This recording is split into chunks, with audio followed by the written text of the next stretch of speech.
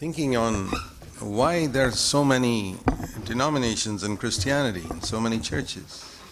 ഇന്നലെ സന്നിഹിതരായിരുന്ന വിശ്വാസികൾക്കും നമുക്കറിയാമല്ലോ, നമ്മൾ ഇന്നലെ ചിന്തിച്ചുകൊണ്ടിരുന്നത് എന്തുകൊണ്ടാണ് ക്രിസ്തീയ ഗോളത്തിൽ ഇത്തരം ധാരാളം സഭകൾ ഉണ്ടായിക്കൊണ്ടിരിക്കുന്നത്, അതിനെക്കുറിച്ചായിരുന്നു നമ്മൾ ചിന്തിച്ചുകൊണ്ടിരുന്നത്. Now, it's true that some people break away from a church because of personal ambition and they are seeking their own in something. ചിലയിടങ്ങളിൽ സ്വന്തം താല്പര്യങ്ങൾക്കായിട്ടും സ്വന്തം സ്ഥാനമാനങ്ങൾക്കായിട്ടും ചിലർ സഭ വിട്ടുപോയിട്ട് പുതിയ സഭകൾ തുടങ്ങുന്നവർ വേറെയുണ്ട്. That also is mentioned in the New Testament. അതും പുതിയ നിയമത്തിൽ പ്രതിപാദിച്ചിട്ടുണ്ട്. So I want to show you that first in Acts chapter 20. പ്രാരംഭമായിട്ട് നിങ്ങളെ അത് കാണിപ്പാനായിട്ട് ഞാൻ അത് ആഗ്രഹിക്കുന്നു. അപ്പോസ്തല പ്രവൃത്തികളുടെ പുസ്തകം 20-ാം അധ്യായത്തിലാണ് അത് എഴുതിയിട്ടുള്ളത്. You know, the Apostle Paul was in the place called Ephesus for 3 years. Ephesus എന്ന സ്ഥലത്ത് ഏകദേശം 3 വർഷക്കാലം പൗലോസ് ആയിരുന്നു. He never stayed so long in any church.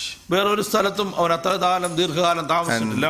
That's why that church was a spiritual church. അതുകൊണ്ടാണ് ആ സഭ ആത്മീയമായിട്ട് വളർച്ച പ്രാപിച്ച ഒരു സഭയായിരുന്നു. And in Acts 20 he says that for 31 for 3 years he would preach to them night and day with tears. 20-ാം അധ്യായം 30-ാം വാക്യം നമ്മൾ ഇങ്ങനെ വായിക്കുന്നു, ഞാൻ 3 സംവത്സരം രാപ്പകൽ ഇടവിടാതെ കണ്ണുനീർ വാർത്തുകൊണ്ട് ഓരോരുത്തരും ബുദ്ധി പറഞ്ഞു തന്നു ഓർത്തുകൊള്ളു. So that means every day he would have a meeting in the morning before people went to work and late at night after they came back. രാവിലെ ജോലിക്ക് പോകുന്നതിന് മുമ്പായിട്ട് അവനൊരു മീറ്റിംഗ് നടത്തും. ജോലിക്ക് പോയിട്ട് വിശ്വാസികൾ കടന്നു വരുമ്പോൾ രാത്രിയിലും അവരൊരു meeting നടത്തുമായിരുന്നു. Now very few preachers follow that practice. ആ ഒരു പ്രവൃത്തി ചെയ്യുന്ന പ്രസംഗങ്ങൾ ഇന്ന് തുലവും വിരളമാണ്. John Wesley used to do that in England. He'd get up early morning and go and preach at 5 o'clock for those who before they go to work. John Wesley എന്ന ദൈവദാസൻ പ്രഭാതത്തിൽ 5 മണിക്ക് എഴുന്നേറ്റ് മറ്റുള്ളവർ ജോലിക്ക് പോകുന്നതിന് മുമ്പ് അവൻ അത്തരത്തിലുള്ള മീറ്റിംഗുകൾ നടത്തുമായിരുന്നു. Then he would preach late in the evening too. അതുപോലെ തന്നെ സന്ധ്യയിലും അവർ മടങ്ങി വരുമ്പോൾ അവൻ അങ്ങനെയുള്ള യോഗങ്ങൾ നടത്തുമായിരുന്നു. But here we read that Paul did that in Ephesus for 3 years. എഫേസൂസിലെ 3 വർഷക്കാലം പൗലോസ് അപ്രകാരം ചെയ്ത് നമ്മൾ വായിക്കുന്നു. If he did that every day for 3 years, he must have preached 2,000 sermons there. അവനെ എല്ലാ ദിവസവും അപ്രകാരം ചെയ്തെങ്കിൽ ഏകദേശം 2000-ൽ പരം സന്ദേശങ്ങൾ അവിടെ അവൻ കൊടുത്തിട്ടുണ്ട്. Now you would think that if a church listened to the Apostle Paul's 2,000 sermons, boy, that church would be stable forever. അപ്പോസ്തലനായ പൗലോസിന്റെ 2000-ൽ പരം സന്ദേശങ്ങൾ കേട്ടുള്ള ഒരു സഭ തീർച്ചയായും നിലനിൽക്കുമെന്ന് നിങ്ങൾ വിശ്വസിക്കുന്നു. But that is the deception a lot of Christians have. പല ക്രിസ്ത്യാനികളുടെയും വഞ്ചനയ്ക്ക് കാരണമാകുന്ന ഒരു കാര്യം അതാണ്. We think that if we listen to spiritual sermons, we become spiritual.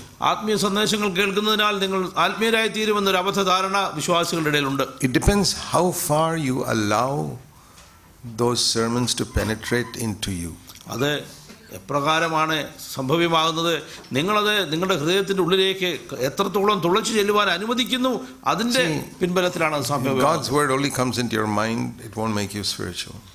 ദൈവത്തിന്റെ വചനം നിങ്ങളുടെ മനസ്സിലേക്ക് മാത്രം കടന്നു വരുന്നെങ്കിൽ നിങ്ങളെ ആത്മീയരാക്കി തീർക്കില്ല. Even if it stirs your emotions, it won't make you spiritual. അത് നിങ്ങളുടെ ആ ഇമോഷനെ അല്പം ഇളക്കിയെന്നിരിക്കും നിങ്ങളുടെ ദേഹീതലത്തിൽ. It's when you obey that word that will make you spiritual. ആ വചനത്തെ നിങ്ങൾ അനുസരിക്കുമ്പോഴാണ് അത് നിങ്ങളെ ആത്മീയമായി തീർക്കുന്നത്. You remember Jesus told a parable about 2 men who built houses. 2 വ്യക്തികൾ ഭവനം പണിതതിനെ വീട് പണിതതിനെ കുറിച്ചുള്ള ഉപമ നിങ്ങൾ കേട്ടിട്ടില്ലേ? And I used to think in the early days that these 2 people selected different plots of ground. One was sandy, the other was rocky. ഞാൻ പ്രാരംഭത്തിൽ ചിന്തിച്ചുകൊണ്ടിരുന്നത് ഇവർ 2 വ്യത്യസ്ത സ്ഥലങ്ങൾ തിരഞ്ഞെടുത്തു. ഒരാൾ പാറയുള്ള സ്ഥലവും ഒരാളെ മണലിലുമാണ് തിരഞ്ഞെടുത്താണ് പണി തുടങ്ങിയതാണ് ഞാൻ ചിന്തിച്ചത്. That's how it sounds when you read Matthew 7. മത്തായിയുടെ സുവിശേഷം 7-ാം അധ്യായം വായിക്കുമ്പോൾ അങ്ങനെയാണ് അവിടെ പ്രതിപാദിക്കുന്നതായിട്ട് നമുക്ക് തോന്നുന്നത്. When I read the same parable in Luke 6:48, എന്നാൽ ലൂക്കോസിന്റെ സുവിശേഷം 6:48 ഞാൻ അതേ ഉപമ വായിച്ചപ്പോൾ I read that it is not that they chose different areas. അവർ 2 ഭാഗങ്ങൾ തിരഞ്ഞെടുത്തിട്ടില്ല. They were both probably next door to each other. മിക്കവാറും അവരെ തൊട്ടടുത്ത 2 പ്ലോട്ടുകളാണ്. Wise man and the foolish man. അത് ബുദ്ധിയുള്ളവനും ബുദ്ധിയില്ലാത്തവനും. But the foolish man, he didn't lay a foundation. It's all sand there, he just built on that. ബുദ്ധിയില്ലാത്തവൻ ആഴെ കുഴിച്ചു പണിതില്ല, അവൻ ആ മണലിന്റെ പരപ്പിൽ തന്നെ പണിതു. But there it says in Luke 6:48 that the wise man dug until he hit rock. അതിവിടെ നമ്മൾ വായിക്കുന്നുണ്ട് ലൂക്കോസിന്റെ സുവിശേഷത്തിലെ ബുദ്ധിയുള്ളവൻ ആഴത്തിൽ കുഴിച്ച് ആ പാറ കണ്ടെത്തുന്നതും വരെ അവൻ താഴേക്ക് പോയതായിട്ടാണ് നമ്മൾ വായിക്കുന്നത്. You know what's the meaning of that? അതിന്റെ അർത്ഥം എന്താണെന്ന് നിങ്ങൾക്ക് അറിയുമോ? That means going through the soul until you reach the Spirit. നിങ്ങളുടെ ദേഹീയ തലത്തിലൂടെ കടന്നു ചെന്ന് നിങ്ങളുടെ ആത്മാവിനെ സ്പർശിക്കുന്ന ആ നിലയിലേക്ക് അത് ആഴേക്ക് ഇറങ്ങേണ്ടിയിരിക്കുന്നു. You see in Hebrews chapter 4, എബ്രായ ലേഖനം 4-ാം അധ്യായത്തിലേക്ക് കടന്നു വരിക. verse 12. 12-ാം വാക്യം. എബ്രായർ 4:12. The word of God is living and powerful, and it's sharper than any two-edged sword, piercing as far as the dividing of soul and spirit. ദൈവത്തിന്റെ വചനം ജീവനും ചൈതന്യമുള്ളതായി ഇരുവായ്ത്തിലുള്ള ഏത് വാളിനേക്കാളും മൂർച്ചയേറിയതും പ്രാണനെയും ആത്മാവിനെയും സന്ധി ഉടച്ചു ചെല്ലുന്നതും. See, when you hear God's word from me or when you read it in the Bible, നിങ്ങൾ ദൈവവചനം എന്നിൽ നിന്ന് ശ്രവിക്കുമ്പോഴോ തിരുവചനം വായിക്കുമ്പോഴോ it's like a two-edged sword. അത് ഇരുവായ്ത്തിലുള്ള വാള് പോലെ ആയിരിക്കണം. But the thing is, you can resist it. നിങ്ങൾക്ക് അതിനോട് എതിർത്ത് നിൽക്കാൻ സാധിക്കും. But if you don't resist it, എന്നാൽ നിങ്ങൾ അവിടെ എതിർത്ത് നിൽക്കാതെ it'll go through your soul till it reaches your spirit. നിങ്ങളുടെ ആ ദേഹീതലത്തിനെ തുറിച്ച് ആത്മാവിലേക്ക് ചെല്ലുവാൻ നിങ്ങൾ അനുവദിക്കുന്നില്ല. And most Christians never allow God's word to reach their spirit. ഭൂരിഭാഗം ക്രിസ്ത്യാനികളും ആ ദൈവത്തിന്റെ വചനം അവരുടെ ആത്മാവിനെ സ്പർശിപ്പാനായിട്ട് അനുവദിക്കുന്നില്ല. They don't even know what it means. അതെന്താണ് അർത്ഥമാക്കുന്നതെന്ന് അവർക്ക് അറിയുകയുമില്ല. They read Hebrews 4:12 and they never bother to understand in 25 years what it means. ഇതേ വേദഭാഗം അവർ വായിച്ചിട്ട് 25 വർഷമായിരുന്നാലും അവരുടെ ജീവിതത്തിൽ ഒരു മാറ്റവും സംഭവിക്കുകയില്ല. I've noticed that when God sees that you couldn't care less about the meaning of His word, He won't explain it to you. ഈ വാക്യത്തിന്റെ അർത്ഥം എന്തെന്നറിയുവാൻ നിങ്ങൾക്ക് താല്പര്യമില്ല, നിങ്ങൾ അതിനെ തള്ളിക്കളയുന്നവരാണെങ്കിൽ ദൈവം ആ ഒരു പ്രവൃത്തി ചെയ്യുകയുമില്ല. God is a rewarder of those who diligently seek Him. ഹൃദയപൂർവ്വം തന്നെ അന്വേഷിക്കുന്നവർക്ക് പ്രതിഫലം കൊടുക്കുന്നവനാണ് ദൈവം. And it's another verse in Proverbs which says in 25. സദൃശവാക്യങ്ങൾ 25-ാം അധ്യായത്തിൽ വേറൊരു വാക്യം പറഞ്ഞിട്ടുണ്ട്. It says here in verse chapter 25 and verse 2. സദൃശവാക്യങ്ങൾ 25-2 ഇങ്ങനെ വായിക്കുന്നു: കാര്യം മറച്ചു വെക്കുന്ന ദൈവത്തിന്റെ മഹത്വം, കാര്യം ആരായുന്നതോ രാജാക്കന്മാരുടെ മഹത്വം. Do you know what's the part of the glory of God? ദൈവത്തിന്റെ മഹത്വത്തിന്റെ ആ ഒരു ഭാഗം എന്താണെന്ന് അറിയുമോ? He conceals certain things. അവൻ ചില കാര്യങ്ങൾ മറച്ചു വെക്കുന്നു. Just like on earth, the most precious things are not found on the surface. ഭൂമിയുടെ പരപ്പിൽ വിലപിടിപ്പുള്ള ആ ധാതു പദാർത്ഥങ്ങൾ കാണാത്തതുപോലെ You can get some good things on the surface like fruit and grain and rice and wheat and all, they grow on the surface. വൃക്ഷലതാദികളും പഴങ്ങളും പയർവർഗ്ഗങ്ങളും ഒക്കെയും ഭൂമിയുടെ പരപ്പിൽ നമുക്ക് ലഭ്യമാണ്. That's good. അത് നല്ലതുമാണ്. But they're not very expensive. അത് അത്ര വിലപിടിപ്പുള്ള കാര്യങ്ങളല്ല. The really valuable things like gold and diamond and all, you got to dig 2-3 miles into the ground to find it. എന്നാൽ യഥാർത്ഥ വിലയുള്ള സ്വർണ്ണവും രത്നങ്ങളും വജ്രങ്ങളും ഒക്കെ കിട്ടണമെങ്കിൽ നമ്മൾ 2-3 മൈലുകൾ കുഴിക്കേണ്ടി വരും. Even oil is like that. അതുപോലെ തന്നെയാണ് oil. Those who dig deep get it. അത് അപ്രകാരം കുഴിക്കുന്നവർക്ക് അത് ലഭ്യമാകുന്നു. Those who live on the surface never get it. എന്നാൽ അതിന്റെ മുകൾ പരപ്പിൽ ജീവിക്കുന്നവർക്ക് അത് ലഭിക്കുന്നില്ല. It's like that in the Bible too. അതുപോലെയാണ് ദൈവത്തിന്റെ വചനത്തിലും. You can read superficially and you'll get something like the fruit and all that. നിങ്ങൾക്ക് ഒരു ഉപരിപ്ലവമായിട്ട് വായിച്ചു പോയാൽ ഈ ഫലങ്ങൾ ലഭിക്കുന്ന പോലെ ചില കാര്യങ്ങൾ ലഭിക്കും. But if you dig deep, you get the diamonds and the really valuable things in God's word. ആഴത്തിൽ നിങ്ങൾ കുഴിച്ചാൽ ദൈവവചനത്തിലെ വിലയേറിയ കാര്യങ്ങൾ, ആ വജ്രങ്ങൾ മുത്തുകളൊക്കെ നിങ്ങൾക്ക് ലഭിക്കും. Next part of that verse says this: the glory of kings to search out these things God has hidden. രണ്ടാമത്തെ ഭാഗത്ത് നമ്മൾ വായിക്കുന്ന കാര്യം ആരായുന്നതോ രാജാക്കന്മാരുടെ മഹത്വം. See, we are made kings and queens in Christ, the Bible says. രാജകീയ പുരോഹിത വർഗമായിട്ട് യേശുക്രിസ്തുവിൽ നമ്മളെ രാജാക്കന്മാരെ രാജ്ഞികളാക്കിയവൻ. One glory of a king is this: ഒരു കാര്യം, രാജാവിന്റെ ഒരു മഹത്വം ഇതാണ്. He doesn't just read the scripture on the surface. അവൻ ഉപരിപ്ലവമായിട്ടൊരു വായനയല്ല തിരുവചനം വായിക്കുന്നത്. He knows God has hidden something in that verse and I want to dig until I get it. അവനറിയാം ഈ വചനത്തിൽ എന്തോ ഒരു കാര്യം അവൻ മറച്ചിട്ടിരിക്കുന്നു, അത് ലഭിക്കുന്നവരെ അവൻ ആഴത്തിൽ കുഴിച്ചുകൊണ്ടിരിക്കും. God's given us all the same Bible. ദൈവം നമുക്ക് എല്ലാവർക്കും ഒരേ വേദപുസ്തകമാണ് നൽകിയിരിക്കുന്നത്. The reason why one person gets more than another is because he digs deeper. എന്തുകൊണ്ടാണ് ഒരു വ്യക്തിക്ക് കൂടുതൽ കാര്യങ്ങൾ വെളിവാകുന്നു, വേറൊരാൾക്ക് കുറച്ച്? കാരണം അവൻ ആഴത്തിൽ കുഴിച്ചതിന് വേണ്ടി സമയം മെനക്കെടുന്നു. The other fellow is lazy. എന്നാൽ മറ്റുള്ളവൻ മടിയനായിട്ട് സമയം ചിലവാക്കുന്നു. And the lazy fellow will say, well, let me get it, that truth from that man who's already dug it and found it for me. ഈ മടിയനാവൻ പറയുന്നത് എന്താണ്? ആ ആഴ കുഴിച്ച് ലഭ്യമായതിൽ നിന്ന് ഞാനത് പ്രാപിക്കട്ടെ എന്ന്. But it doesn't help you as much as if you find it yourself. എന്നാൽ നീ തന്നെ കണ്ടെത്തുന്നത്രത്തോളം അത് നിന്നെ സഹായിക്കില്ല. I've often said in our own church ഞങ്ങളുടെ സഭയിൽ തന്നെ ഞാൻ ഇങ്ങനെ പറഞ്ഞിട്ടുണ്ട്, that you may hear some things that really amaze you from God's word when you listen to me. ദൈവത്തിന്റെ വചനത്തിൽ നിന്ന് നിങ്ങളെ വെല്ലുവിളിച്ചിട്ടുള്ള അത്ഭുതപരന്തരാക്കിയിട്ടുള്ള പല കാര്യങ്ങൾ എന്നിൽ നിന്ന് കേൾക്കാൻ സാധിക്കും. But always remember you got it second hand. എന്നാൽ എല്ലായ്പ്പോഴും ഓർത്തുകൊള്ളുക, അത് രണ്ടാം തരമായിട്ടാണ് നിങ്ങൾക്ക് It's കിട്ടിയിരിക്കുന്നത്, not first hand. അത് ആദ്യമായിട്ടല്ല നിനക്ക് ലഭിച്ചത്. You got a word and you got it through me. നിങ്ങൾക്ക് ലഭിച്ചത് ആ വചനം എന്നിൽ കൂടിയാണ് ലഭിച്ചത്. It's correct, it's accurate. അത് ശരിയാണ്, അത് യാതൊരു തെറ്റുമില്ല. But it won't bring life to you എന്നാൽ അത് നിന്റെ ജീവിതത്തിൽ ജീവനെ കൊണ്ടുവരുന്നു. until you take that word and say, Lord, make this first hand to me now. ആ വചനം എടുത്തിട്ട് ദൈവത്തിന്റെ സന്നിധിയിൽ ചെന്ന്, പിതാവേ, ഇത് എനിക്ക് ഒന്നാമതായിട്ട് എനിക്ക് നൽകുന്ന അവസ്ഥയിലേക്ക് ആക്കി തീർക്കണമേ എന്ന് പ്രാർത്ഥിക്കുമ്പോൾ വരെ. Even if a word comes from heaven, ഒരു സ്വർഗത്തിൽ നിന്നൊരു വചനം വന്നെങ്കിൽ കൂടിയും after some time it can begin to stink in your mind. നിങ്ങളുടെ മനസ്സിൽ ആ വചനം അല്പസമയത്തിന് ശേഷം മലിനമായിട്ട് ദുർഗന്ധം വഹിക്കാൻ സാധ്യതയുണ്ട്. You say, how can that be? നിങ്ങൾ ചിന്തിക്കും, അതെങ്ങനെ സാധ്യമാണ്? How can something come from heaven stink? സ്വർഗത്തിൽ നിന്ന് വന്നത് എങ്ങനെയാണ് അത് ആ ദുർഗന്ധം വഹിക്കാൻ ഇടയാകുന്നത്? Have you read in the Old Testament what happened to the manna after 24 hours? 24 മണിക്കൂറിന് ശേഷം സ്വർഗത്തിൽ നിന്ന് വന്ന മന്നായ്ക്ക് എന്ത് സംഭവിച്ചു നിങ്ങൾ പഴയ നിയമത്തിൽ വായിച്ചിട്ടില്ലേ? You read it in Exodus.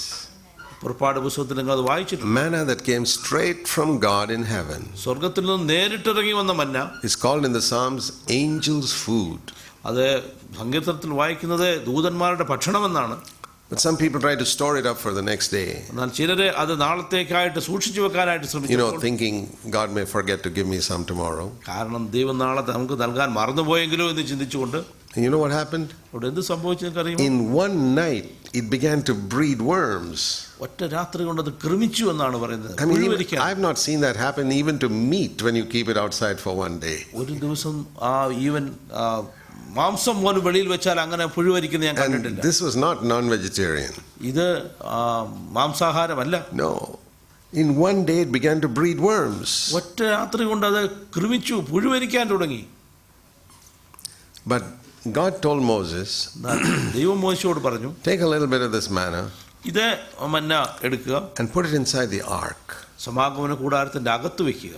And that ark was kept in the most holy place. അതിവിശുദ്ധ സ്ഥലത്ത് സൂക്ഷിച്ചിരുന്ന ആ സമാഗമന കൂടാരത്തിൽ വെച്ചു. That was the presence of God, where the fire of God was there. ദൈവത്തിന്റെ അഗ്നി ഇറങ്ങി ജ്വലിച്ചു നിന്ന ആ സ്ഥലത്ത് അത് വെച്ചപ്പോൾ. And they carried that ark around for 40 years in the wilderness. 40 വർഷക്കാലം മരുഭൂമിയിൽ അവർ ആ പെട്ടകവും തോളിലേറ്റി നടക്കുകയുണ്ടായി. There was no stink for that manna. ആ മന്നയ്ക്ക് ഒരു ദുർഗന്ധവും വമിക്കുകയുണ്ടായില്ല, ക്രമിക്കുകയുണ്ടായില്ല. How is that? അതെങ്ങനെ സാധ്യം? Same manna, it didn't stink. അതേ മന്ന തന്നെ എന്തുകൊണ്ട് ദുർഗന്ധം വമിച്ചില്ല? There's one reason. ഒരേ ഒരു കാര്യം മാത്രം. It was kept in God's presence. ദൈവത്തിന്റെ അതിപരിശുദ്ധ സ്ഥലത്ത് സൂക്ഷിച്ചിരുന്നതിനാൽ അത് സാധിച്ചു. So if you take truth and keep it in your mind, it'll stink. നിന്റെ മനസ്സിലെ സത്യമെടുത്ത് സൂക്ഷിച്ചാൽ അവിടെ ദുർഗന്ധം വമിക്കും. Take it before God into God's presence and say, Lord, make this living first-hand truth for me. ഈ വചനം കർത്താവേ, നീ എൻ്റെ ഹൃദയത്തിൽ അതൊരു ജീവനുള്ളതാക്കി തീർക്കണേ എന്ന് പറയുമ്പോൾ അവിടെ അത് ദുർഗന്ധം വമിക്കാതിരിക്കും. It'll be fresh always. എല്ലായ്പ്പോഴും അത് പുതുമയുള്ളതായിരിക്കും.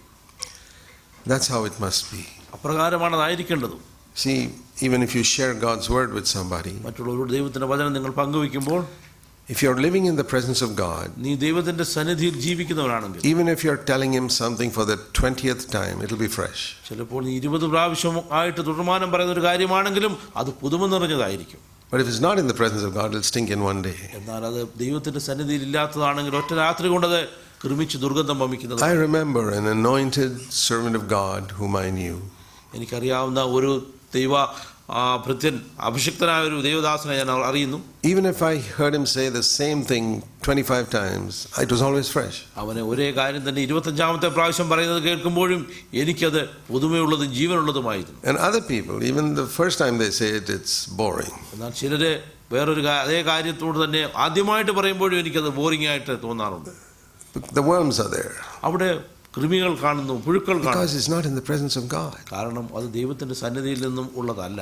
So the word of God must penetrate beyond the soul into the spirit. നമ്മുടെ ദേഹീതലത്തിനെ തുളച്ച് ആത്മതലത്തിലേക്ക് ഇറങ്ങുന്നതായിരിക്കണം ദൈവത്തിന്റെ വചനം. And to build on sand is to build on our soul.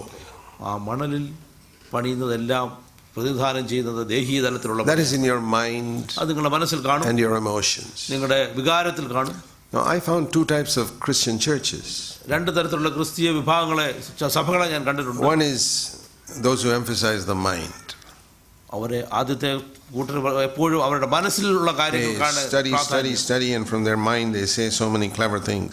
വളരെ ഭൗതിക തലത്തിലെ ബുദ്ധിവിപ്പിക്കുന്ന പല കാര്യങ്ങൾ പഠിപ്പാനായിട്ട് അവരെ ഉത്സാഹിപ്പിക്കും. I used to be in that group. അങ്ങനെയുള്ള ഒരു സഭാവിഭാഗത്തിലായിരുന്നു ഞാൻ. They really studied the Word of God like anything. അവര് ദൈവത്തിന്റെ വചനം വളരെ അധ്വാനിച്ച് പഠിക്കുന്നു. They would compare this and that in the Old Testament and what the meaning is and all that. അവരെ പുതിയ നിയമവും പഴയ നിയമവും നമ്മൾ തുലനം ചെയ്തിട്ട് അതിന്റെ അർത്ഥം എന്താണ് മറ്റു കാര്യങ്ങളൊക്കെ അവർ സമയം മെനക്കെടുത്ത് പഠിക്കും. All intellectual. അത് കാരണം മുഴുവൻ അവരുടെ ഭൗതിക It തലത്തിൽ never brought victory over sin in my life. അതിന്റെ ജീവിതത്തിൽ പാപത്തിന്റെ മേൽ ജയം And കൊണ്ടുവന്നിട്ടില്ല. it never brought victory over sin in any of them either. ആ കൂട്ടത്തിലുള്ളവർക്ക് ആർക്കും പാപത്തിന്റെ മേൽ ജയത്തിലേക്ക് ഈ വചന പഠനം The സഹായിച്ചിട്ടുമില്ല. word of God, and it penetrated their mind. അത് അവരുടെ മനസ്സിനെ തുളച്ചു ചെന്നിട്ടില്ല. It didn't make them spiritual. അത് അവരെയും ആത്മീയരാക്കി തീർത്തു. And then there are others who reacted against that. എന്നാൽ ഒരു കൂട്ടർ ഇതിനെതിരെ പ്രതികരിക്കുന്നവരെ, They say, oh, this is all intellectual study. We want more than that. അവർ പറയുന്നത് ഇതൊക്കെ ഭൗതിക തലത്തിലുള്ള പഠനമാണ്, ഞങ്ങൾക്കത് വേണ്ട. And in their meetings, there are a lot of emotion. അവരുടെ ആ കൂട്ടായ്മയിൽ ഞങ്ങളുടെ വികാരങ്ങളെ ഉദ്ദീപിക്കുന്ന തരത്തിലുള്ള പല പ്രവൃത്തികളും കാണാം. Their leaders are specialists in singing songs that will make people worked up and worked up and worked up. അവരുടെ നേതാക്കന്മാർ പലരും പ്രത്യേക രീതിയിൽ പാടുവാനും നിങ്ങളുടെ വികാരത്തെ ആ ഉദ്ദീപിക്കാനായിട്ട് കഴിവുള്ളവരാണ്. They clap and they work people up and they can preach in a very emotional way. അവർ കൈയടിക്കുകയും ആ ഒരു പ്രത്യേക തരത്തിൽ പ്രസംഗിച്ചിട്ട് ആൾക്കാരുടെ വികാരത്തെ ആ ഉണർത്തുകയും ചെയ്യുന്നവരാണ്. Say about 500 hallelujahs in one message. അതിനിടയിൽ ഒരു സന്ദേശത്തിനിടയിൽ 500 പ്രാവശ്യം ഹല്ലേലൂയ പറയുന്നവരാണ് അവർ. That also doesn't help because that's also the soul, the emotion. അതും അവരെ സഹായിക്കുന്നില്ല. അത് ഒരു വികാര തലത്തിലുള്ള ഒരു പ്രകടനം മാത്രമാണ്. I remember the first time I came to Bahrain. ഞാൻ ബഹ്റിനിൽ ആദ്യമായിട്ട് വന്നത് ഓർക്കുന്നു. We didn't have a church here then. ആ സമയത്ത് ഇവിടെ സഭയില്ലായിരുന്നു. We had a question answer time. അവിടെ നമുക്കൊരു ചോദ്യോത്തര സമയം ഉണ്ടായിരുന്നു. And I remember one question. ഒരു ചോദ്യം ഞാൻ ഓർക്കുന്നുണ്ട് ഇപ്പോഴും. Somebody asked me, എന്നോട് ഇങ്ങനെ ചോദിച്ചു, Brother Zach, why don't you say hallelujahs in your message? എന്തുകൊണ്ടാണ് സഹോദരാ നീ ഹല്ലേലൂയ ഇടയ്ക്ക് നിന്റെ സന്ദേശത്തിൽ പറയാത്തത്? I said, because if I keep saying hallelujah, I'll finish only half my message. I won't be able to complete what I want to say. ഞാൻ പറഞ്ഞു, ഞാനിങ്ങനെ ഹല്ലേലൂയ പറഞ്ഞുകൊണ്ടിരുന്നാൽ എൻ്റെ സന്ദേശത്തിന്റെ പകുതി മാത്രമേ എനിക്ക് പറയാനായിട്ട് Half the time I'll be saying hallelujah. എല്ലാ ആ പകുതി സമയവും ഞാൻ hallelujah പറഞ്ഞുകൊണ്ടിരിക്കുകയാണെങ്കിൽ. And I said, most people say hallelujah because they're trying to think, what should I say next? They don't really know what to say. പലരും hallelujah പറയുന്നതിന്റെ താല്പര്യം അവർക്ക് അടുത്തത് എന്ത് പറയണമെന്നുള്ള ചിന്തിക്കാൻ വേണ്ടിയുള്ള സമയത്തിന് വേണ്ടിയാണ്. Or people are getting bored, so they work them up and say hallelujah. അല്ലെങ്കിൽ ആൾക്കാർ വിരസതയുള്ളവരായിരിക്കുമ്പോൾ അവരെ ഒന്ന് കുലുക്കുവാനായിട്ടാണ് ഈ ഹല്ലേലൂയ പറയുന്നത്. But the most important reason is that Jesus never said hallelujah in the midst of his sermons. എൻ്റെ പ്രാധാന്യം ഒരു കാര്യം ഞാൻ പറയട്ടെ, യേശുക്രിസ്തു തന്റെ സന്ദേശത്തിൽ ഒരിക്കൽ പോലും ഹല്ലേലൂയ പറഞ്ഞതായിട്ട് നമ്മൾ വായിക്കുന്നില്ല. He never said, blessed are the poor in spirit, hallelujah, they shall have the kingdom of heaven. അവൻ ഒരിക്കലും പറഞ്ഞില്ല ആത്മാവിൽ ദരിദ്രരായവർ ഭാഗ്യവാന്മാർ, ഹല്ലേലൂയ, അവർക്ക് സ്വർഗ്ഗരാജ്യം ലഭിക്കുമെന്ന്. If you don't forgive others, hallelujah, you will not be forgiven. നീ മറ്റുള്ളവർ ക്ഷമിച്ചില്ലെങ്കിൽ ഹല്ലേലൂയ, നിനക്ക് ക്ഷമ ലഭിക്കുകയില്ല. I never see it even once. ഒരിക്കൽ പോലും ഞാൻ അങ്ങനെയുള്ള കാര്യം കണ്ടിട്ടില്ല. In the Bible, I see hallelujah mentioned only in Revelation. ആ വെളിപ്പാട് പുസ്തകത്തിൽ മാത്രമേ ഹല്ലേലൂയ പറയുന്നതായിട്ട് ഞാൻ വായിച്ചിട്ടുള്ളൂ. And you know where it comes? അത് എപ്പോഴാണ് വരുന്നത്? Hallelujah, Babylon is fallen. Hallelujah, മഹതിയാം ബാബിലോൺ വീണിരിക്കുന്നു. I say that also. അത് ഞാനും പറയും. Hallelujah, let's demolish Babylon. Hallelujah, നമുക്ക് ബാബിലോണിനെ പൊളിച്ചു കളയാം. False, corrupt Christianity. ആ കപട ക്രിസ്ത്യാനിത്വത്തെ പൊളിച്ചു കളയാം. Which is leading people astray. ദൈവജനത്തെ ആ തെറ്റായ ദിശയിലേക്ക് നയിക്കുന്നു. Built on sand. അത് മണലിന്മേൽ പണിത്, stirring the emotions. അവരുടെ വികാരങ്ങളെ ഇളക്കുന്നത് മാത്രം. And informing the mind. അത് അവരുടെ മനസ്സിന്റെ തലത്തിൽ മാത്രമുള്ള. The mind is sand, the emotions is sand. മനസ്സും വികാരവും മണൽ മാത്രമാണ്. If the word of God penetrates your mind and your emotions, you're still on sand. നിങ്ങളുടെ മനസ്സിനെയും വികാരത്തെയും തുളച്ച് ദൈവവചനം ചെന്നാലും നിങ്ങൾ മണൽപ്പരപ്പിലാണ്. It must go down. അത് ആഴത്തിലേക്ക് ഇറങ്ങി and blast your will. നിന്റെ സ്വന്തം ഇഷ്ടത്തെ തകർത്ത് തരിപ്പണമാക്കി. And you humble yourself. നീ നിന്നെ തന്നെ താഴ്മയിലേക്ക് കൊണ്ടുവന്നു. Broken like that rock is broken. ആ പാറ പൊടിയുന്നത് പോലെ നീയും തകർക്കപ്പെട്ടവനായി തീരേണ്ടി. You no longer think highly of yourself. നിന്നെ കുറിച്ച് തന്നെ ഒരിക്കലും നീ ഉന്നതമായ ചിന്തകൾ കഴിയുകയില്ല. Because it's like that broken rock. It looked so nice before, now it's all broken into pieces. ആ പൊടിയുന്നതിന് മുമ്പായിട്ട് ആ പാറ വളരെ മനോഹരമായി കണ്ടിരിക്കുന്നു, എന്നാൽ ഇപ്പോൾ പൊടിഞ്ഞതിന് ശേഷം അത്ര ഭംഗിയുള്ളതായിട്ട് കാണുന്നില്ല. It's got no glory now. അത് അവിടെ ഒരു പാറയ്ക്ക് മഹത്വമില്ല. God's able to do that in your life. ദൈവത്തിന് ആ പ്രവൃത്തി നിന്റെ ജീവിതത്തിൽ ചെയ്യുവാൻ കഴിഞ്ഞുവെങ്കിൽ. And where you say, now Lord, I want to do your will. അപ്പോൾ നീ പറയും, കർത്താവേ, ഞാൻ നിന്റെ ഇഷ്ടം ചെയ്യാൻ വരുന്നു. This thing that you showed me, I want to do it. ഇപ്പോൾ നീ എന്നെ കാണിച്ച് ഈ കാര്യം ചെയ്യുവാൻ ഞാൻ വരുന്നു. I don't just say hallelujah, I obey.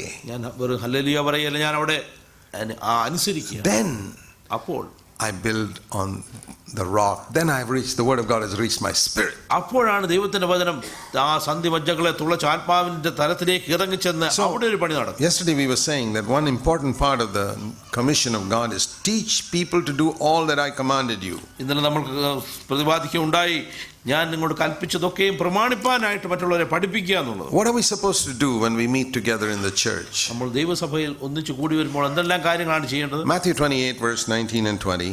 മത്തായിയുടെ സുവിശേഷം 28:19-20. First of all, I want to say this. ആദ്യമായിട്ട് ഞാൻ പറയാൻ ആഗ്രഹിക്കുന്നു, Verse 19 and 20 are built on the foundation of verse 18.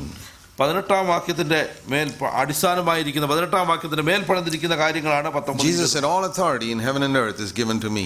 സ്വർഗ്ഗത്തിലും ഭൂമിയിലും സകല അധികാരവും എനിക്ക് If you നൽകപ്പെട്ടിരിക്കുന്നു. don't believe that, don't try to build the church. നിങ്ങളത് വിശ്വസിക്കുന്നില്ല എങ്കിൽ സഭ പണിയുന്ന കാര്യം മറന്നു It's കളയുക. waste of time. വെറും സമയം വൃഥാവാക്കും. Because the powers of Satan will try to attack the church. സഭയെ ആക്രമിക്കാനായിട്ട് സാത്താന്യ ശക്തികൾ ശ്രമിക്കും. He'll try in so many ways. പല രീതിയിൽ അവൻ ശ്രമിക്കും. Now, I've seen that in so many ways in the last 34 years. കഴിഞ്ഞ 34 വർഷക്കാലമായിട്ട് പല വിധത്തിൽ അത് How ആക്രമിക്കുന്നത് Satan has tried to attack me എന്നെ ആക്രമിക്കാനായിട്ട് spiritually, ശ്രമിക്കുന്ന physically, ആത്മീയമായിട്ടും and ശാരീരികമായിട്ടും attack my wife and children, എന്റെ കുഞ്ഞുങ്ങളെയും എന്റെ ഭാര്യയെയും ആക്രമിക്കുന്ന attack സാത്താൻ, my church, എന്റെ സഭയെ ആക്രമിക്കുന്ന സാത്താൻ. but he's never succeeded. പക്ഷെ ഒരിക്കൽ പോലും അവൻ ജയിച്ചിട്ടില്ല. He's never succeeded in all these 34 years since we started building the church. 34 വർഷക്കാലമായിട്ട് ഞങ്ങൾ സഭയെ തുടങ്ങിയതിനു ശേഷം ഇതുവരെ അവൻ ജയിച്ചിട്ടില്ല. Because of one reason, not because of who I am. ഞാൻ ആരായിരിക്കുന്നു എന്നുള്ളത് കൊണ്ടല്ല. No, it's because I believed verse 18 that all authority belongs to the Lord മത്തായിയുടെ Jesus Christ. സുവിശേഷം 28:18 വാക്യം, ഞാൻ വിശ്വസിക്കുന്നു സ്വർഗ്ഗത്തിലും ഭൂമിയിലും സകല അധികാരവും So he said, all authority in heaven and earth is given to me, therefore go and make disciples. സ്വർഗ്ഗത്തിലെ ഭൂമിയിലെ സകല അധികാരവും എനിക്ക് നൽകപ്പെട്ടിരിക്കുന്നതിനാൽ നിങ്ങൾ പോയി ശിഷ്യന്മാരെ ഉണ്ടാക്കിക്കൊള്ളുവിൻ. If you don't believe that, go and do some business or go and do something else. നീ അത് വിശ്വസിക്കുന്നില്ല എങ്കിൽ പോയി വേറെ ബിസിനസ് ചെയ്യുക. ദൈവത്തിന്റെ സഭ പണിയുന്ന കാര്യം വിട്ടുകളയുക. You can't make disciples if you don't believe that all authority in heaven and earth is given to Jesus. സ്വർഗ്ഗത്തിലെ സകല അധികാരവും ഭൂമിയിലെ സകല അധികാരവും ദൈവപുത്രനായ യേശുക്രിസ്തു നൽകിയിരിക്കുന്ന കാര്യം നീ വിശ്വസിക്കുന്നില്ല എങ്കിൽ നിനക്കത് സാധ്യമല്ല. I remember when God began to show me truths in his word that were needed to build the true church. യഥാർത്ഥ സത്യസഭ പണിയുന്നതിനുള്ള സത്യങ്ങൾ എന്റെ തിരുവചനത്തിലൂടെ ദൈവം എന്നെ കാണിച്ചു തന്നൊരു സമയം ഞാൻ ഓർക്കുന്നു. Man, I would preach things which I never heard anybody else in India preaching. ഇന്ത്യയിൽ ആരും പ്രസംഗിക്കാത്ത പല കാര്യങ്ങൾ എന്റെ വായിൽ നിന്ന് പ്രസംഗിപ്പാൻ ദൈവം Victory over sin. പാപത്തിന്റെ മേലുള്ള That Jayate, Jesus was tempted just like us. എന്നെ പോലെ തന്നെ പരീക്ഷിതനായ യേശുക്രിസ്തുവിനെ കുറിച്ച് That the mark of the fullness of the Holy Spirit is not speaking in tongues but the mighty power of God in our life. പരിശുദ്ധാത്മാവ് പ്രാപിക്കുന്നതിന്റെ തെളിവ് അന്യഭാഷാ ഭാഷണമല്ല, പാപത്തിന്റെ മേലുള്ള ജയമാണ്, ശക്തിയാണെന്ന് എനിക്കത് മനസ്സിലാക്കി തന്ന And കാലങ്ങൾ. those who were against the Pentecostals were happy when I said that. ആ കാര്യത്തിൽ പെന്തക്കോസ്ത് സഭയ്ക്ക് എതിരായിരുന്നവർ അന്ന് സന്തുഷ്ടരായിരുന്നു. That's right. Power is not tongues but power to overcome sin. ശക്തി എന്ന് പറയുന്നത് അന്യഭാഷാ ഭാഷണമല്ല, പാപത്തിന്റെ മേലുള്ള ജയമാണെന്ന് അവർ എന്നോട് ചേർന്ന് പറഞ്ഞു പെന്തക്കോസ്തുക്ക് വിരുദ്ധർ. But then when I told them also that I speak in tongues and I'm very thankful that I speak in tongues, then they turned against me. അപ്പോൾ ഞാൻ അവരോട് പറയുണ്ടായി, ഞാനും അന്യഭാഷാ ഭാഷണം നടത്തുന്നവനാണെന്ന് പറഞ്ഞപ്പോൾ അവരെ എനിക്കെതിരെയും തിരിയാനായിട്ട് തുടങ്ങി. So I found everybody was against me. അപ്പോൾ പെന്തക്കോസ്തുകാരും അവർക്ക് Pentecost വിരുദ്ധരും എനിക്കെതിരായിട്ട്. And because I preached against this business of collecting money, all the pastors who love money were against me. ദ്രവ്യാഗ്രഹികളായ പാസ്റ്റർമാർ സമ്പാദിക്കുന്നതിനെ കുറിച്ച് പ്രസംഗിച്ചപ്പോൾ അവരെല്ലാവരും എനിക്കെതിരെ തിരിച്ചു. Not so much now, but 34 years ago it was true. ഇപ്പോൾ സമ്പാദിക്കുന്നതിന് ധാരാളമായിട്ടുള്ളതല്ല, 30 വർഷങ്ങൾക്ക് മുമ്പ് സമ്പാദിച്ചുകൊണ്ടിരുന്നവർ. There were people writing articles against me and all types of things. എനിക്കെതിരെ ആർട്ടിക്കിളും പത്രപ്രസ്താവനകളും ഒക്കെ എഴുതുന്നവരൊക്കെ ആ സമയത്ത് എഴുന്നേറ്റു. Lies. വ്യാജങ്ങൾ എനിക്കെതിരെ സംസാരിച്ചു. I would never have survived if I didn't believe that all authority in heaven and earth is given to Jesus Christ. സ്വർഗ്ഗത്തിലെയും ഭൂമിയിലെ സകല അധികാരവും യേശുക്രിസ്തു നൽകിയിരിക്കുന്നു എന്നുള്ള കാര്യം ഞാൻ അന്ന് വിശ്വസിച്ചില്ലായിരുന്നെങ്കിൽ ഞാൻ ഇന്ന് നിലനിൽക്കുകയില്ലായിരുന്നു. That is the basis on which we say we're going to make disciples. ആ അടിസ്ഥാനത്തിൽ നിന്നുകൊണ്ടാണ് നമ്മൾ ഈ പ്രവൃത്തി 19-20 ചെയ്യാനായിട്ട്. If there are only 3-4 people in the church, fine. സഭയിൽ 2-3 പേരെ ഉള്ളെങ്കിൽ കൊള്ളാം, കുഴപ്പമില്ല. Noah had only 8 people in his church for 120 years. 120 വർഷക്കാലം നോഹയുടെ സഭയിൽ 8 പേർ മാത്രമേ ഉണ്ടായിരുന്നുള്ളൂ. That's fine, but they survived the flood. എന്നാൽ അവരെ ആ പ്രളയത്തെ അതിജീവിച്ചു. God has always been with a minority. ദൈവം എല്ലായ്പ്പോഴും ന്യൂനപക്ഷത്തിന്റെ പക്ഷത്തായിരുന്നു. In Noah's time, God wiped out everybody and preserved 8 people. ഭൂലോകത്തിന്റെ പരപ്പിലുള്ള സകല സകലത്തെയും തുടച്ചു നീക്കിയതിനു ശേഷം ദൈവം 8 പേരെ ഭൂമിയിൽ ശേഷിപ്പിച്ചു നോഹയുടെ കാലത്ത്. When he brought the Israelites out of the wilderness, he wiped out 6 lakh people and sent only 2 people into Canaan. മിസ്രയീമിൽ നിന്ന് ഇസ്രായേൽ ജനത്തെ വിടുവിച്ചു കൊണ്ടുവന്ന് ദൈവം വെറും 2 പേരെ മാത്രമാണ് കനാനിലേക്ക് പ്രവേശിപ്പിക്കാൻ അനുവദിച്ചത്. Of that first generation. ആ ആദ്യ തലമുറയിൽ നിന്ന്. What does it show? ഇതെന്താണ് കാണിക്കുന്നത്? God is with the minority. ദൈവം ന്യൂനപക്ഷത്തിനോട് കൂടെയാണ്. And the anointed of God is not usually recognized. ദൈവത്തിന്റെ അഭിഷേകം പലപ്പോഴും കണ്ടുപിടിക്കപ്പെട്ടിട്ടില്ല. When David was anointed, Saul couldn't recognize that. ദാവീദ് അഭിഷിക്തനായപ്പോൾ ശൗലിന് അത് കണ്ടെത്തുക സാധ്യമായില്ല. Saul gets so angry that an evil spirit came into Saul. അപ്പോൾ ശൗല് കോപിഷ്ഠനായിട്ട് അവന്റെ മേൽ ദുരാത്മാവ് വരികയുണ്ടായി. It's very dangerous not to recognize the anointing of God. ദൈവത്തിന്റെ അഭിഷേകത്തെ മനസ്സിലാക്കാൻ കഴിയാത്തത് അപകടമാണ്. David was not a clever fellow, but he was a man after God's own heart. ദാവീദ് സമർത്ഥനായ ഒരു വ്യക്തിയായിരുന്നു, എന്നാൽ ദൈവത്തിന്റെ ഹൃദയപ്രകാരമുള്ള ഒരു മനുഷ്യനായിരുന്നു അവൻ. Solomon was a clever fellow. എന്നാൽ ശലോമോൻ അവൻ സമർത്ഥനായിരുന്നു, ബുദ്ധിശാലിയായിരുന്നു. He was a man after the devil's heart. അവൻ പൈശാചിന്റെ ഹൃദയപ്രകാരമുള്ള മനുഷ്യനുമായി. Married 700 women. 700 ഭാര്യമാരെ. I think 300 women. I don't remember the number. 700 were extra wives. യഥാർത്ഥത്തിലുള്ള നമ്പർ എണ്ണം ഓർക്കുന്നില്ല. 300 ഭാര്യമാരും I know he had 1,000 altogether. എല്ലാം കൂടി 1000 പെണ്ണുങ്ങൾ ഉണ്ടായിരുന്നു അറിയാം. I calculated that. That means he saw them once in 3 years, each of them. ഞാൻ അതൊരു സാധാരണ കണക്കുകൂട്ടൽ കണ്ടപ്പോൾ അവരെ വർഷത്തിലെ 3 പ്രാവശ്യമേ ഇവരെ കാണത്തുള്ളായിരുന്നു. And he worshipped all types of idols. സകല വിഗ്രഹങ്ങളെ. But he was the cleverest man on earth. ഭൂമിയുടെ പരപ്പിൽ നടന്ന ഏറ്റവും ബുദ്ധിശാലി അവനായിരുന്നു. I say with Jesus, I thank you, Father, you have hidden these things from all the clever, intelligent people. സ്വർഗ്ഗപിതാവേ, നീ ഭൂമിയിലെ ജ്ഞാനികൾക്കും വിവേകൾക്കും ഇത് മറച്ചതിനായിട്ട് ഞാൻ നിന്നെ സ്തുതിക്കുന്നു. യേശുവിനോട് ചേർന്ന് ഞാൻ പറയും. You reveal them to those who come humbly to you like babes. ശിശുക്കളെ പോലെ നിന്റെ സന്നിധിയിലേക്ക് വരുന്നവർക്ക് നീ അത് വെളിവാക്കി കൊടുക്കുന്നതിനായിട്ട്. So that authority is very important. ആ ദൈവത്തിന്റെ അധികാരം വളരെ പ്രാധാന്യമേറിയ കാര്യമാണ്. And therefore he said go. അതുകൊണ്ട് അവൻ പറയുന്നു പോകുക. That therefore is very important. അതുകൊണ്ട് എന്നുള്ളത് വളരെ പ്രാധാന്യമുള്ള കാര്യം. He didn't say go and make disciples. He said therefore go and make disciples. അവൻ പറഞ്ഞില്ല പോയി ഉണ്ടാക്കുക, അതുകൊണ്ട് പോയി നിങ്ങൾ ശിഷ്യരുണ്ടായിക്കൊള്ളുവിനാണ്. Therefore means why? അതുകൊണ്ട് എന്നുള്ളതിന് എന്ത് എന്നൊരു ചോദ്യം. Because I've got all authority in heaven and earth. എന്തെന്നാൽ എനിക്ക് സ്വർഗ്ഗത്തിലും ഭൂമിയിലും സകല അധികാരവും നൽകപ്പെട്ടിരിക്കുന്നു. A lot of people have tried to make disciples without believing that first thing. ആദ്യത്തെ കാര്യം വിശ്വസിക്കാതെ പലരും ശിഷ്യന്മാരെ ഉണ്ടാക്കാൻ വാർത്തെടുക്കാൻ ശ്രമിക്കാറുണ്ട്. The devil comes and messes up their work and they don't know what to do. സാത്താൻ കടന്നു വന്ന് അവരുടെ ആ പ്രവൃത്തിയെ കലക്കുമ്പോൾ പിന്നെന്ത് ചെയ്യണമെന്ന് അവർക്ക് അറിയില്ല. Or അല്ലെങ്കിൽ they lose authority over the devil because they start fighting with flesh and blood. അവരെ ജഡരക്തങ്ങളോട് വഴക്കടിക്കാൻ പോരടിക്കാൻ തുടങ്ങുമ്പോൾ അധികാരം അവർക്ക് നഷ്ടപ്പെടുന്നു. You know, Ephesians 6:12 it says that we do not fight with flesh and blood. എഫേസ്യർ 6:12 വായിക്കുന്നുണ്ട്, നമുക്ക് ജഡരക്തങ്ങളോടല്ല നമ്മുടെ but we fight with demons. എന്നാൽ നമുക്ക് പോരാട്ടമുണ്ട്. This is one of the easiest ways to find out whether you are in the old covenant or the new covenant. നിങ്ങൾ പുതിയ നിയമത്തിലാണോ പഴയ നിയമത്തിലാണോ എന്ന് അറിയാനുള്ള ഏറ്റവും എളുപ്പമാർഗ്ഗം ഇതാണ്. You want to find out right now? നിങ്ങൾക്ക് ഇപ്പോൾ അത് അറിയണമെന്നുണ്ടോ? Simple test. ഒരു വളരെ ലളിതമായ ഒരു പരീക്ഷ. Nowadays you can find out your blood sugar with a little thing. You just touch it, you find out what your blood sugar is. You don't have to go to hospital. ഇപ്പോൾ നിങ്ങളുടെ രക്തത്തിലെ പഞ്ചസാരയുടെ അളവ് ഒരൊറ്റ drop രക്തം കൊണ്ട് പെട്ടെന്ന് അറിയാനായിട്ടുള്ള മാർഗ്ഗങ്ങളുണ്ട്. അവിടെ ആശുപത്രിയിൽ പോകേണ്ട ആവശ്യമില്ല. Okay, here's the way to test it. അതിനുള്ള എളുപ്പമാർഗ്ഗം ഇപ്പോൾ ഞാൻ നിങ്ങളെ കാണിച്ചു. Ephesians 6:12. എഫേസ്യ ലേഖനം 6:12. We do not wrestle with flesh and blood, but with principalities and powers and evil spirits. നമുക്ക് പോരാട്ടമുള്ളത് ജഡരക്തങ്ങളോടല്ല, വാഴ്ചകളോടും അധികാരങ്ങളോടും ഈ അന്ധകാരത്തിന്റെ ലോകാധിപതികളും സ്വർലോകങ്ങളിലെ ദുഷ്ടാത്മാക്കളോടും. In the Old Testament, പഴയ നിയമത്തിൽ they fought with flesh and blood. അവർ ജഡരക്തങ്ങളോട് പോരാടി. Right from day 1. അവർ ഒന്നാമത്തെ ദിനം മുതൽ. Cain fought with Abel. കായിനും ഹാബേലും തമ്മിൽ പോരാടി. Cain fought against Abel. കായിൻ ഹാബേലിനെതിരായിട്ട് പോരാട്ടം നടത്തി. And you right through you find struggle within flesh and blood. Lot's servants fought with Abraham's servants. ലോത്തിന്റെ ദാസന്മാർ അബ്രഹാമിന്റെ ദാസന്മാരോട് പോരടിച്ചു. And the Israelites fought the Philistines, Canaanites. ഇസ്രായേലിലെ ഫെലിസ്ത്യരോടും കനാന്യരോടും ഒക്കെ right through till the end. അവസാനം വരെയും നമുക്ക് ആ യുദ്ധങ്ങളും പോരാട്ടം. Never in the Old Testament you see a single person fighting the devil. പഴയ നിയമത്തിലെ ഒരു വ്യക്തി പോലും സാത്താനെതിരായിട്ട് പോരാട്ടം നമ്മൾ കണ്ടിട്ടില്ല. Not even one. ഒരു വ്യക്തി പോലും.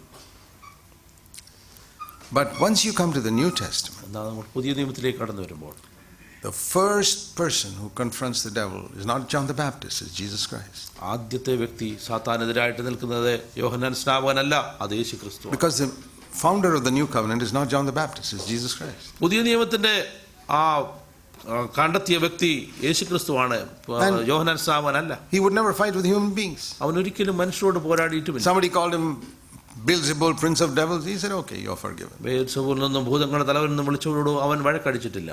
He forgave them. അവരോട് അവൻ ക്ഷമിച്ചു. They spit on him, he'd forgive them. അവന്റെ മുഖത്ത് തുപ്പിയവരോട് അവൻ ക്ഷമിച്ചു. He would never fight with human beings for anything concerning himself. അവനെക്കുറിച്ചുള്ള ഒരു കാര്യത്തിന് വേണ്ടിയും അവൻ മനുഷ്യനോട് വഴക്കടിച്ചിട്ടില്ല, പോരടിച്ചിട്ടില്ല. Judas Iscariot was stealing his money. യൂദാ ഇസ്കറിയാത്ത അവന്റെ പണം മോഷ്ടിച്ചുകൊണ്ടിരുന്നു. He was stealing Jesus' money. യേശു ക്രിസ്തുവിന്റെ പണം അവൻ See, മോഷ്ടിച്ചുകൊണ്ടിരുന്നവനാണ്. people didn't give money to Judas Iscariot, they gave it to Jesus. യേശു ക്രിസ്തുവിനുമാണ് ജനങ്ങൾ പണം നൽകിയിരുന്നത്, യൂദായിക്കല്ല. He'd say, give it to the treasurer. അപ്പോൾ അവൻ പറഞ്ഞു ആ ട്രസ്റ്റിയുടെ കയ്യിൽ It കൊടുത്തേക്ക്. was his money. കാരണം അത് യേശുവിന്റെ പണമാണ്. And he was stealing it. അത് അവൻ He മോഷ്ടിച്ചുകൊണ്ടിരുന്നു. didn't go for a fight with him also. അവനോട് വഴക്കടിപ്പാനും യേശു ക്രിസ്തു പോയില്ല. Finally, he stood before Pilate and said, അവൻ പീലാത്തോസിന് മുമ്പ് നിന്നുകൊണ്ട് ഇങ്ങനെ പറഞ്ഞു, my kingdom is not of this world. എന്റെ രാജ്യം ഐഹികമല്ല, Otherwise, I'd be fighting. അല്ലായിരുന്നെങ്കിൽ എന്റെ ചേവകർ പോരാടും, And my servants will be fighting. എന്റെ ചേവകരും ഞാനും പോരാടുമായിരുന്നു. So there was a fundamental change in the Old Testament and the New Testament. പുതിയ നിയമവും പഴയ നിയമവുമായിട്ട് In the അടിസ്ഥാനപരമായ Old ഒരു വ്യത്യാസം. Testament, they fight with human beings. പഴയ നിയമത്തിലെ വ്യക്തികൾ തങ്ങൾ In the പോരാടിക്കുന്നു. New Covenant, Jesus fought with Satan. യേശു ക്രിസ്തു പോരാട്ടം ഉണ്ടായിരുന്നത് He started സാത്താനുമായിട്ട്. his ministry with 40 days fighting against Satan. സാത്താനെതിരായിട്ട് അവൻ 40 ദിവസം ഉപവാസത്തിൽ കഴിച്ചുകൂട്ടി. And finally, on the cross, he was not fighting human beings. He defeated Satan on the cross. അവൻ Calvary ക്രൂശിലെ സാത്താന്റെ തലയാണ് തകർത്തത്, അവൻ മനുഷ്യനോടല്ല. And now we are following in the New Covenant, fighting Satan. യേശു ക്രിസ്തുവിന്റെ ആ മാർഗത്തെ, പുതിയ നിയമത്തെ അനുധാവനം ചെയ്യുന്ന നമ്മളും സാത്താനെതിരെ പോരാടും. Here is the unfailing mark test. മാഞ്ഞു പോകാത്ത, മറന്നു പോകാൻ സാധ്യമല്ലാത്ത ആ ഒരു പരീക്ഷണം ഇവിടെയാണ്. If you fight with human beings, you are under the Old Covenant. നിങ്ങൾ മനുഷ്യരോട് പോരടിക്കുന്നവരാണെങ്കിൽ നിങ്ങൾ പഴയ നിയമത്തിലാണ്. If you fight with Satan and his demons, you're under the New Covenant. നിങ്ങൾ സാത്താനോടും അവന്റെ കുട്ടിപ്പിശാചുകളോടും പോരാടുന്നവരാണെങ്കിൽ നിങ്ങൾ പുതിയ നിയമത്തിലാണ്. Do you fight with your wife? നീ നിന്റെ ഭാര്യയോട് വഴക്കടിക്കാറുണ്ടോ? Husband? ഭർത്താവിനോട് വഴക്കുണ്ടാക്കാറുണ്ടോ? You know which covenant you are. ഏത് നിയമത്തിലാണ് നിങ്ങൾക്കെന്നുള്ളത് എളുപ്പമായി. You fight with your neighbor? നിന്റെ അയൽക്കാരനോട് വഴക്കടിക്കുമോ? Your brother who didn't give you your family inheritance share? നിന്റെ ആ പിതാവിന്റെ അവകാശം തരാത്ത സഹോദരനോട് നീ വഴക്കടിക്കാറുണ്ടോ? You are under the Old Covenant. നീ ഇന്നും പഴയ നിയമത്തിൽ തന്നെയാണ്. See, one of the advantages of hearing the pure word of God is that we get a good scan of our inner condition. യഥാർത്ഥത്തിലുള്ള സത്യവചനം കേൾക്കുന്നത് കൊണ്ട് ഒരു ഗുണമുണ്ടാകുന്നത് നമ്മളെക്കുറിച്ചുള്ള യഥാർത്ഥ ഒരു സ്കാൻ റിപ്പോർട്ട് നമുക്ക് And ലഭ്യമാണ്. it's free, അത് സൗജന്യവും, no charge. അവിടെ വില കൊടുക്കേണ്ടതില്ല. If you get angry with the scan report and tear it up, that doesn't change your inner condition. ദേഷ്യം വന്നിട്ട് നിനക്ക് ആ സ്കാൻ റിപ്പോർട്ട് കീറിക്കളഞ്ഞാൽ നിന്റെ അവസ്ഥയ്ക്ക് മാറ്റം വരുന്നില്ല. The sensible thing is to accept it and say, Lord, this is true. ബുദ്ധിയുള്ള വ്യക്തി ചെയ്യുന്ന ഒരു കാര്യം അത് My അംഗീകരിക്കുക. main problem is I'm in the Old Covenant. കർത്താവേ, എന്റെ ഏറ്റവും വലിയ പ്രശ്നം ഞാൻ ഇന്നും പഴയ I'm trying to live a നിയമം, new covenant life with this Old Covenant attitude. ഞാൻ ആ പഴയ നിയമത്തിന്റെ ആ മനോഭാവത്തിൽ പുതിയ നിയമ ജീവിതം നടത്താനായിട്ട് ശ്രമിക്കുന്നു. അതാണ് എന്റെ കുഴപ്പം. I'm trying to build a new covenant church with this Old Covenant spirit. പഴയ നിയമത്തിന്റെ ആത്മാവിൽ ഒരു പുതിയ നിയമസഭ പണിയുവാനായിട്ട് ഞാൻ ശ്രമിക്കുന്നു. അതാണ് പ്രശ്നം. It won't work. അത് നടക്കുന്നില്ല. Let's turn back to Acts 20. അപ്പോസ്തല പ്രവൃത്തി 20 നമുക്ക് I told you മടങ്ങി Paul was there for 3 years. പൗലോസ് അവിടെ 3 വർഷക്കാലം ഉണ്ടായ കാര്യം ഞാൻ പറഞ്ഞല്ലോ. And then the main thing he stresses to them at the end of 3 years. 3 വർഷത്തിന് ശേഷം അവൻ ഊന്നി പറയുന്ന കാര്യം എന്തെന്നാൽ, He calls all the elders in Acts 20 verse 17. 17 വാക്യത്തിൽ അവൻ അവിടുത്തെ മൂപ്പന്മാരെയൊക്കെ വിളിക്കുന്നു. Calls all the elders in Ephesus and speaks to them. സഭയിലെ മൂപ്പന്മാരെ വരുത്തി അവരോട് സംസാരിക്കുന്നു. And he does not remind them of any of the sermon subjects that he preached. അവൻ സംസാരിച്ച ഈ 2000 മെസ്സേജിലെ ഒന്നും അവനോട് പറയുന്നില്ല. He doesn't say, do you remember that sermon I preached on humility? ഞാൻ താഴ്മയെക്കുറിച്ച് പറഞ്ഞ ആ സന്ദേശം നീ ഓർക്കുന്നില്ലേ എന്ന് Don't you ചോദിച്ചു. remember that sermon I preached on love? സ്നേഹത്തെക്കുറിച്ച് പ്രസംഗിച്ചത് നിങ്ങൾ ഓർക്കുന്നില്ലേ എന്നവൻ ചോദിച്ചില്ല. People forget our sermons. തന്റെ സന്ദേശങ്ങൾ ആൾക്കാർ പെട്ടെന്ന് മറന്നുപോകും. By tomorrow you may forget what you have heard today. ഇന്ന് ഞാൻ സംസാരിച്ച കാര്യങ്ങൾ നാളെ ചിലപ്പോൾ നിങ്ങൾ മറന്നുപോകും. Many of you who came for last year's conference, do you remember what I spoke? കഴിഞ്ഞ പ്രാവശ്യത്തെ കോൺഫറൻസ് വന്ന പലരോട് ഞാൻ ചോദിക്കട്ടെ, നിങ്ങൾ എന്താണ് ഞാൻ സംസാരിച്ചത് നിങ്ങൾ ഇപ്പോൾ ഓർക്കുന്നുണ്ടോ? So Paul says, I'm not going to remind you of all the sermons. ഞാൻ ആ സന്ദേശങ്ങൾ നിങ്ങളെ ഓർമ്മിപ്പിക്കാനല്ല ശ്രമിക്കുന്നത്. You may remember the title, but you may not remember everything that was said. ചിലപ്പോൾ അതിൻ്റെ തലക്കെട്ട് നീ ഓർക്കുന്നുണ്ടായിരിക്കും, പക്ഷേ എല്ലാം നീ ഓർക്കുന്നില്ലായിരിക്കാം. And so Paul doesn't try to remind them of that. അതുപോലെ പൗലോസും അത് അവരെ ഓർപ്പിക്കാൻ ശ്രമിക്കുന്നില്ല. He says, you may forget all my 2000 sermons, നിങ്ങൾ എൻ്റെ 2000 സന്ദേശങ്ങളും മറന്നിരിക്കാം, but you won't be able to forget the way I lived among you for 3 എന്നാൽ ഞാൻ years. നിങ്ങളുടെ ഇടയിൽ 3 വർഷക്കാലം താമസിച്ചത് എവിധമെന്ന് നിങ്ങൾ ഒരിക്കലും It മറക്കില്ല. is the life of Paul that spoke to people. പൗലോസിന്റെ ജീവിതമാണ് ജനങ്ങളോട് സംസാരിച്ചത്. What does he say? അവൻ എന്താണ് പറയുന്നത്? He says, you saw me, verse 19, from verse 18, that from the first day I set foot in Asia, how I was with you the whole time. ഞാൻ ആസിയിൽ വന്ന 1-ാം നാൾ മുതൽ എല്ലായ്പ്പോഴും നിങ്ങളോട് എങ്ങനെ എന്നും. The whole time. Not that he was one day he was very spiritual and the next day he was losing his temper. No, not like that. അവൻ ആ 3 വർഷക്കാലവും ഒരേ ആത്മീയ നിലവാരത്തിലായിരുന്നു. ഒരു ദിവസം വളരെ ഉയർന്ന ആത്മീയ നിലവാരത്തിൽ, 2-ാം ദിവസം താഴ്ന്ന നിലവിൽ, അങ്ങനെയല്ലായിരുന്നു. Some of us are very spiritual some days. നമ്മൾ പലരും ചില ദിവസങ്ങൾ നമ്മൾ വളരെ ആത്മീയരാണ്. Usually Fridays in the Gulf and Sundays in India. സാധാരണ ഗൾഫിന്റെ പ്രദേശങ്ങളിൽ അത് വെള്ളിയാഴ്ചയും ഇന്ത്യയിൽ അത് ഞായറാഴ്ചയുമായിരിക്കും. The other days we are just like other human beings. എന്നാൽ മറ്റു ദിനങ്ങളിൽ നമ്മളെ ആത്മീയരല്ലായിരുന്നു, സാധാരണ But here he മനുഷ്യരെ. says, you saw how I was with you every single day of these 3 years. ഞാൻ വന്ന 1-ാം നാൾ മുതൽ എല്ലായ്പ്പോഴും നിങ്ങളോടുകൂടെ എങ്ങനെയായിരുന്നു എന്ന്. And forget my sermons. എൻ്റെ സന്ദേശങ്ങൾ മറന്നു You കളഞ്ഞു. saw how I served the Lord with humility. വളരെ താഴ്മയോടും കണ്ണീരോടും ഞാൻ ദൈവത്തെ സേവിച്ചു. He says, you saw my humility. നിങ്ങൾ എൻ്റെ താഴ്മയെ കണ്ടില്ലേ, ദർശിച്ചില്ലേ? You say, what is that? Boasting about your humility? എന്തുവാകുവേ നിങ്ങൾ നിങ്ങളുടെ താഴ്മയിൽ ഊറ്റം കൊള്ളുന്നത്? No. ഒരിക്കലുമല്ല. He was trying to show them this is how you got to serve the Lord. നിങ്ങൾ എവിധം കർത്താവിനെ സേവിക്കണമെന്ന് അവൻ കാണിച്ചു കൊടുക്കുകയാണ്. And he would say to people, follow me as I follow Christ. ഞാൻ ക്രിസ്തുവിന് അനുധാവനം ചെയ്തതുപോലെ എന്നെ അനുഗമിക്കാൻ വെല്ലുവിളിക്കുകയാണ്. This is a humility I received from Christ. I can't glory in it. എനിക്ക് മഹത്വം കൊടുക്കാൻ കഴിയുകയില്ല, കാരണം അത് യേശുവിൽ നിന്നും പ്രാപിച്ച ആ But you താഴ്മയാണ്. saw that I served with humility. ഞാൻ താഴ്മയോടും And കണ്ണുനീരോടും, tears means compassion for people. ആ ജനത്തോടുള്ള കരുണയിൽ നിന്നുള്ള കണ്ണുനീരോടുകൂടി അവരെ And so സേവിച്ചു. many opposition that he had from others. എനിക്ക് വളരെ കഷ്ടങ്ങളും പ്രയാസങ്ങളും ഉണ്ടായിരുന്നു. And I never held back anything that was profitable for you. പ്രയോജനമുള്ളത് ഒന്നും ഞാൻ മറച്ചു വെക്കാതെ I preached repentance, verse 21. 21-ാം വാക്യത്തിൽ പറഞ്ഞു, ഞാൻ മാനസാന്തരം And പ്രസംഗിച്ചു. real faith, not faith to make money. പണം ഉണ്ടാക്കാനുള്ള വിശ്വാസമല്ല, യഥാർത്ഥ സത്യവിശ്വാസത്തെ ഞാൻ പ്രസംഗിച്ചു. And he says, I did not hesitate to declare to you, verse 27, the whole purpose of God. 27-ാം വാക്യത്തിൽ പറഞ്ഞു, ദൈവത്തിന്റെ ആലോചന ഒട്ടും മറച്ചു വെക്കാതെ ഞാൻ മുഴുവനും അറിയിച്ചു തന്നിരിക്കുന്നുവല്ലോ. And as long as I was here, no wolf could come in. എന്നിട്ട് ഞാൻ ഇവിടെ ഉള്ളിടത്തോളം കാലം ഒരു ചെന്നായ്ക്കും ഇവിടെ കടന്നു വരാൻ കഴിയുകയുമില്ല എന്ന് പറയുന്നു. But now I know, verse 29, 29 പറഞ്ഞു, ഇപ്പോൾ ഞാൻ അറിയുന്നു, after I leave, ഞാൻ പോയ ശേഷം all types of wolves will come in. കൊടിയ ചെന്നായ്ക്കൾ നിങ്ങളുടെ ഇടയിൽ കടക്കും. These wolves are not demons, they are human beings who are agents of Satan. ഈ ചെന്നായ്ക്കൾ എന്ന് പറയുന്നത് കുട്ടിപ്പിശാചുകളല്ല, അവന്റെ ഏജൻസ് ആയിട്ടുള്ള മനുഷ്യർ തന്നെയാണ്. Who are trying to come into a church to pollute it. ആ സഭയിലേക്ക് കടന്നു വന്ന ആ സഭയെ മലിനപ്പെടുത്താൻ ശ്രമിക്കുന്നവർ, Or create problems. അല്ലെങ്കിൽ അവിടെ പ്രശ്നങ്ങൾ ഉണ്ടാക്കാൻ There are ശ്രമിക്കുന്നവർ, people like that. അങ്ങനെയുള്ള ആൾക്കാരുണ്ട്. Try to come into a church to create problems. സഭയിൽ കടന്നു വന്ന് അവിടെ പ്രശ്നങ്ങൾ സൃഷ്ടിക്കുന്നവർ, They want to be the leader. അവരവിടുത്തെ Or നേതാക്കന്മാരാകാൻ they've ശ്രമിക്കും, come here to criticize something. അല്ലെങ്കിൽ മറ്റുള്ളവരെ വിമർശിപ്പാനായിട്ട് Like കടന്നു. Satan is the accuser of the brethren, these agents are also accusers of the brethren. സാത്താൻ എല്ലായ്പ്പോഴും സഹോദരന് അപവാദം പറയുന്നവരാണ്, അവന്റെ ഏജന്റുമാരും അപവാദികളായിരിക്കും. But these wolves could not come in when Paul was there. എന്നാൽ പൗലോസ് ഉള്ളപ്പോൾ അവർക്കൂടെ കടന്നു വരാൻ സാധ്യമായില്ല. Because he was a very strict man. കാരണം അവൻ വളരെ കർക്കശമുള്ള ഒരു ആത്മീയനായിരുന്നു. I found there are 3 types of leaders I've seen through the churches. സഭയിൽ കൂടെ നാളത്തിൽ ഞാൻ 3 തരത്തിലുള്ള നേതാക്കന്മാരെ. Some are like dictators. ചിലരെ വളരെ കർക്കശമുള്ള, അവരെ ഭരിക്കുന്നവരായിരിക്കും. They can't build the church. അവർക്ക് ദൈവസഭ പണിയുക സാധ്യമല്ല. They're just dictators trying to make everybody obey them. അവരെ അനുസരിപ്പാനായിട്ട് മറ്റുള്ളവരുടെ മേൽ കർക്കശ ബുദ്ധിയോടെ പ്രവർത്തിക്കുന്ന ആ അധികാരം പ്രയോഗിക്കുന്നവർ. Such a church looks united. അങ്ങനെയുള്ള സഭ ഒന്നിച്ചിരിക്കുന്നതായിട്ട് തോന്നും. There's like these countries where there are dictators where everything looks peaceful, but it's the peace of a dictator. ഇങ്ങനെ അധികാരം പ്രയോഗിച്ച് ആ രാജ്യത്തെ എല്ലാം സമാധാനമായിട്ട് തോന്നിപ്പിക്കുന്ന തരത്തിലുള്ള ഒരു ഭരണം. There are husbands also who are like dictators. അങ്ങനെയുള്ള ഭർത്താക്കന്മാരും ഉണ്ട്, അവരും വളരെ ഭരിക്കുന്നവരാണ്. It's not God's way. അത് ദൈവത്തിന്റെ മാർഗമല്ല. And such people can never build a true church. അങ്ങനെയുള്ളവർക്ക് സത്യസഭ പണിയുക സാധ്യമല്ല. Then there's another type of person രണ്ടാമത് വേറൊരു തരത്തിലുള്ള who's the opposite. അതിന് നേരെ വിപരീതമായിട്ട് Tries to be a very kind and gentle. അവർ വളരെ താഴ്മയും വളരെ എല്ലാവരോടും വളരെ I mean, സഹാനുഭൂതിയും. if somebody lives in sin, it's okay. അവര് പാപത്തിൽ ജീവിക്കുന്നവരെ കണ്ടാൽ We are all sinners. നമ്മളെല്ലാവരും മനുഷ്യരല്ലേ, It's grace. We are sinners ദൈവത്തിന്റെ saved കൃപ, by നമ്മൾ grace. വീണ്ടും പാപം ചെയ്യുക, വീണ്ടും കടന്നു വരിക. And people can live as they like. അങ്ങനെ എങ്ങനെ വേണേലും അവർക്ക് The whole ജീവിക്കാം. world comes right in.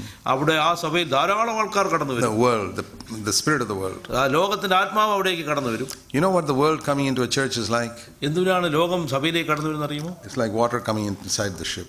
അത് ആ കപ്പലിനുള്ളിലേക്ക് വെള്ളം കടന്നു വരുന്ന പോലെയാണ്. It doesn't drown immediately. അത് പെട്ടെന്ന് മുങ്ങിപ്പോകുകയില്ല. Little by little by little by little by little. എന്നാൽ ക്രമേണ ക്രമേണ ക്രമേണ അത് മുങ്ങും. You see that ship going down and down and down and down. താഴേക്ക് താഴേക്ക് പോയിക്കൊണ്ടേയിരിക്കും. And still people don't have the sense to jump off അപ്പോഴും ജനങ്ങൾക്ക് അതിൽ നിന്ന് രക്ഷപ്പെടാനായിട്ടുള്ള ബുദ്ധിയില്ലാത്തവരായിരിക്കും. till it drowns completely. അത് പൂർണ്ണമായിട്ട് മുങ്ങി താഴുന്നു. And these people are like, wishy-washy, no convictions, no, not strict.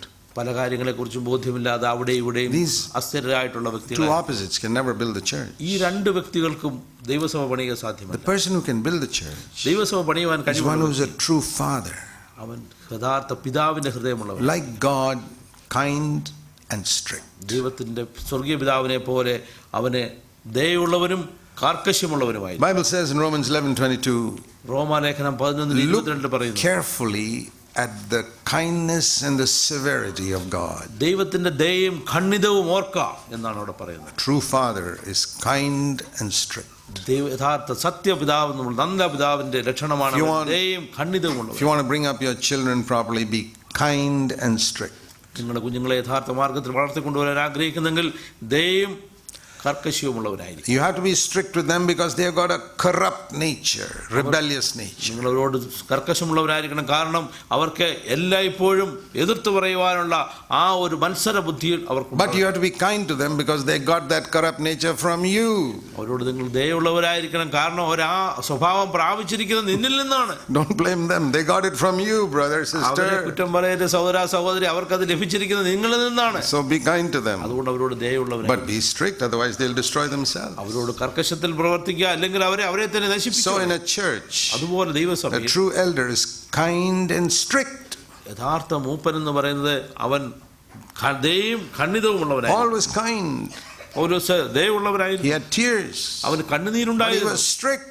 അതേപോലെ അവൻ proclaimed the whole purpose of God he preached repentance. അവൻ മാനസാന്തരം പ്രസംഗിച്ചു, ദൈവത്തിന്റെ സകല ആലോചനയും അവൻ വെളിവാക്കി കൊടുത്തു. So no wolf could come in. അപ്പോൾ ഒരു ചെന്നായ്ക്കും And Satan was waiting with his agents outside. സാത്താൻ അവന്റെ ഏജന്റുമാരുമായിട്ട് വെളിയിൽ ഇങ്ങനെ കാത്തു നിൽക്കുകയായിരുന്നു. He says, Paul, he's getting old, he won't be here forever.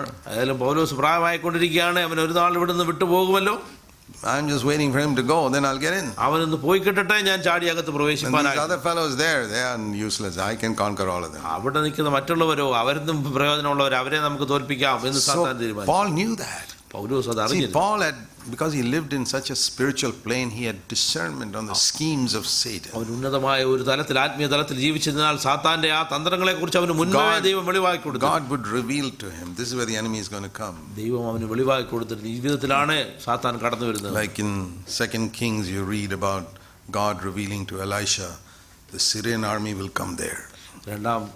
രണ്ട് രാജാക്കന്മാരിലെ എലിശായ്ക്ക് സിറിയൻ പട്ടാളം കടന്നു വരുന്ന ആ മാർഗം, അശൂര്യൻ കടന്നു വരുന്നത് അവന് വെളിവാക്കി കൊടുത്ത പോലെ. Paul was a prophet, God revealed to him. പൗലോസ് ഒരു പ്രവാചകനായിരുന്നാൽ ദൈവം അവന് വെളിവാക്കി. After you go, നീ പോയതിനു ശേഷം none of these elders will be able to stand against the wolves. ഈ മൂപ്പന്മാർക്ക് ആർക്കും തന്നെ ഈ കൊടി ചെന്നാക്കളോട് എതിർത്ത് നിൽപ്പാൻ കഴിവുള്ളവരല്ല എന്ന് വെളിവാക്കി. They are too kind and soft. അവർ വളരെ മൃദുലമുള്ളവരും അവർ ദയാശീലരുമായി. They think you are too hard, Paul. പൗലോസേ, നീ വളരെ കർക്കശക്കാരനാണെന്ന് അവർ ചിന്തിക്കുന്നവരുമാണ്. And they'll try to be nice and be popular with everybody. അവർക്ക് എല്ലാവരോടും കൂടെ ചേർന്ന് വളരെ പോപ്പുലർ ആയിട്ട് അവരുടെ പേര്. And the wolves will come flooding in to destroy the church. എന്നാൽ കൊടിയ ചെന്നാക്കൾ കടന്നു വന്ന് ആ ദൈവസഭയെ നശിപ്പിച്ചു.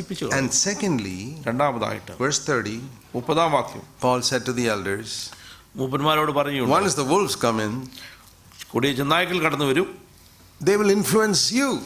അവര് നിങ്ങളെയും സ്വാധീനിക്കും. Okay, you have maybe 4 or 5 elders here, ഇവിടെ 4-5 മൂപ്പന്മാരുണ്ടായിരിക്കാം, to whom Paul was speaking, പൗലോസ് സംസാരിച്ചുകൊണ്ട് എഫേസു and he സഭയിൽ was telling them, അവരോട് അവൻ പറയുകയാണ്, after I go, you'll have 5 churches here.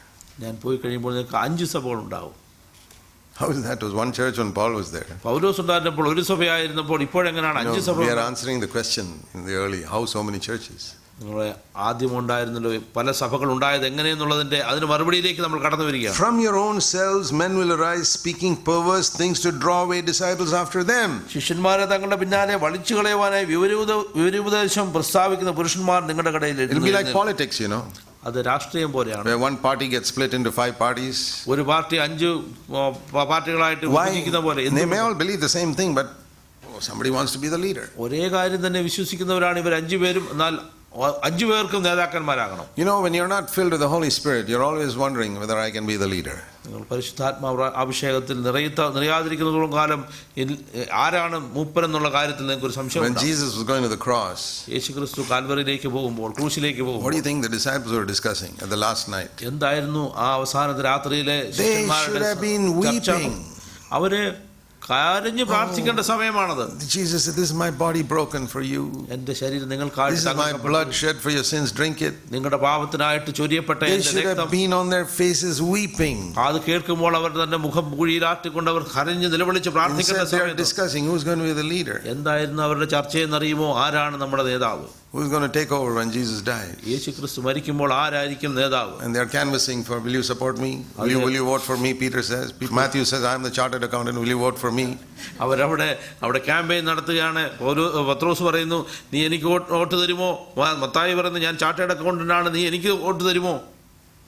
And Jesus says, യേശുക്രിസ്തു അത് കേട്ട് വളരെ സങ്കടമുള്ളവരായിത്തീരും. He says, it shouldn't be like you, like the Gentiles in your midst. നിങ്ങൾ ഒരിക്കലും ജാതികളെ പോലെ ഇങ്ങനെ ആയിക്കൂടാ. Did you see me? I washed your feet just now. നിങ്ങൾ എന്നെ കണ്ട് എന്റെ ആ ജീവിതം കണ്ടോ? ഞാൻ ഇപ്പോൾ നിങ്ങളുടെ കാല് കഴുകിയില്ല. But these fellows didn't understand it. Even 30 years after the cross in Acts chapter 20. 30 വർഷത്തിന് ശേഷം ക്രൂശീകരണത്തിന് ശേഷവും ആ കാര്യം ഇവിടുത്തെ മൂപ്പന്മാർക്കും അത് മനസ്സിലായി. They're still thinking, I got to get people after me. ഇപ്പോഴും അവർ ചിന്തിക്കുന്നത് എൻ്റെ കൂടെ ആളെ. That's how many churches start. അങ്ങനെയാണ് പല സഭകളും ഉണ്ടായിട്ടുള്ളത്. And the other way churches start is because they compromise in their doctrine. വേറെ ഒരു തരത്തിൽ എങ്ങനെ സഭകൾ ഉണ്ടായി? അവരവരുടെ ഉപദേശ രൂപത്തോട് വെള്ളം ചേർത്ത് ഉണ്ട്. That means they don't teach everything that Jesus commanded. യേശുക്രിസ്തു പഠിപ്പിച്ച എല്ലാ കാര്യവും പഠിപ്പിക്കാതെ They take all the things commanded. അവർ എല്ലാ കൽപ്പനകളും എടുക്കുന്നു. And they give only what people like. ജനത്തിന് ഇഷ്ടമുള്ളത് മാത്രം അവർക്ക് കൊടുക്കുന്നു. Supposing you know, like for our children. നമ്മുടെ കുഞ്ഞുങ്ങളുടെ കാര്യം നമുക്ക് ഇങ്ങനെ എടുക്കാം. We have to give them rice. അവർക്ക് അരിയാഹാരം കൊടുക്കണം. Vegetables. Sometimes some bitter medicines. പച്ചക്കറികൾ കൊടുക്കുന്നതിനൂടെ തന്നെ ചിലപ്പോൾ കയ്പുള്ള മരുന്നും കൊടുക്കണം. And injections. ചിലപ്പോൾ ഇഞ്ചക്ഷൻ കൊടുക്കണം. Then there's also chocolate and ice cream and all. അതിനിടയ്ക്ക് ചോക്ലേറ്റും ഐസ്ക്രീമും കൊടുക്കണം. Now if you want to be popular with your children, I'll tell you what you should do. നിങ്ങളുടെ കുഞ്ഞുങ്ങളുടെ ഇടയിൽ നിങ്ങൾക്ക് പ്രചാരം ലഭിക്കണമെന്നുണ്ടെങ്കിൽ ഞാൻ ഒരു കാര്യം പറയാം. Never give them vegetables. ഒരിക്കലും അവർക്ക് നിങ്ങൾ പച്ചക്കറി ആഹാരം കൊടുക്കാതിരിക്കുക. Especially pavakya or something, never give it. It may be good for them, but don't give it. പാവയ്ക്ക ഒരിക്കലും കൊടുക്കാതിരിക്കുക, കാരണം അവർക്ക് നല്ലതായിരിക്കാം. Breakfast, give them few chocolates and ice cream. പ്രഭാത ഭക്ഷണമായിട്ട് ഐസ്ക്രീമും ചോക്ലേറ്റും കൊടുക്കുക. Lunchtime, give them more chocolates and ice cream. അവരുടെ ഉച്ചഭക്ഷണത്തിനും ചോക്ലേറ്റും ഐസ്ക്രീമും. Night, give them chocolates and ice cream. രാത്രിയിലും ചോക്ലേറ്റും ഐസ്ക്രീമും കൊടുക്കുക. Don't send them to school. Take them for picnics and all types of things. സ്കൂളിൽ വിടാതെ അവരെ പിക്നിക്കിന് ഉല്ലാസയാത്രയ്ക്ക് കൊണ്ടുപോകുക. You'll be the most popular parent in Bahrain. ബഹ്റൈനിലെ ഏറ്റവും പോപ്പുലർ ആയിട്ടുള്ള ഒരു മാതാപിതാക്കളുടെ കൂട്ടത്തിലായിരിക്കും. Your children will be the most useless children in Bahrain also. ബഹ്റൈനിലെ ഏറ്റവും ഉപയോഗശൂന്യമായ കുഞ്ഞുങ്ങളും നിങ്ങളുടെ കുഞ്ഞുങ്ങളായിരിക്കും. That is how popular preachers are building the church nowadays. ജനങ്ങളുടെ ഇടയിലെ സമ്മതരായിട്ടുള്ള പ്രസംഗികൾ ദൈവസഭ പണിയുന്നത് വിവിധമാണ്. Say what is nice to them. ജനങ്ങൾക്ക് താല്പര്യമുള്ള കാര്യം. If they are sick, don't give them injections or anything. That's painful. അവർ അസുഖമുള്ളപ്പോൾ അവർക്ക് ഇഞ്ചക്ഷൻ കൊടുക്കാതിരിക്കും, കാരണം അവർക്ക് വേദനിക്കും. If the doctor says surgery, that's very painful. Leave it. Operation നടത്താനായിട്ട് ഡോക്ടർ പറയുമ്പോൾ അത് വേദന ഉളവാക്കുന്ന കാര്യമാണ്. Child is not dying. Anyway അവൻ മരിക്കുന്നില്ലല്ലോ. He's only going to die after 3 years. Never mind. 3 വർഷം കഴിഞ്ഞല്ലേ മരിക്കത്തുള്ളൂ, സാരമില്ല, പോട്ടെ.